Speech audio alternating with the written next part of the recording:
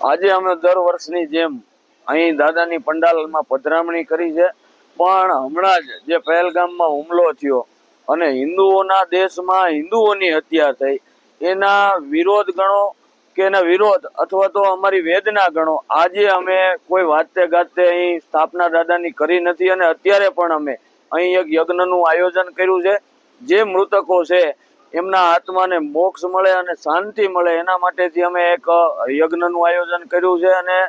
સાથે સાથે અમે સરકાર પાસે એવી માંગણી કરીએ છીએ કે હવે ઘણું બધું થઈ ગયું. ભગવાન ઋષિ કશ્યપની ઋષિ કાશ્મીરમાં ધર્મ પૂછીને જો તમને ગોળી મારવામાં આવતી હોય, અને જ્યારે અમે એક સ્લોગન પણ આજે અમે આપ્યું છે કે હિન્દુ હૃદય સમ્રાટ નરેન્દ્ર મોદી સાહેબની સરકાર અબ કી બાર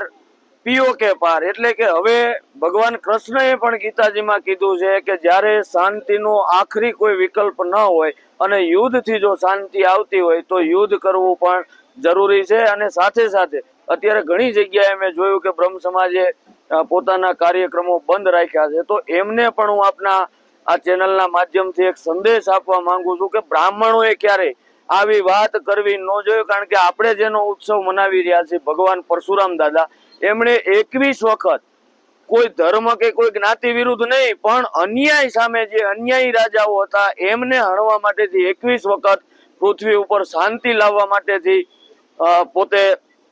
21 વખત યુદ્ધ કર્યા છે. તો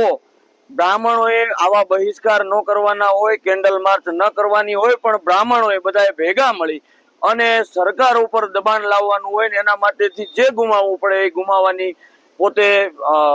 તૈયારી રાખવી જોઈએ. કે 100 રૂપિયાની બદલે 200 રૂપિયા પેટ્રોલ મળે, કદાચ 5 દિવસ ખાવા ન મળે, તો ધર્મ અને રાષ્ટ્ર માટેથી બ્રાહ્મણો અગ્રેસર રહ્યા છે, આજે પણ રહેવું જોઈએ. અને અમે બધા આજે અમે સરકારને એવી અપીલ કરીએ છીએ કે હવે બસ, હવે આના જે ભાષામાં સમજે એ ભાષામાં તમે આ લોકોને ઠોકો.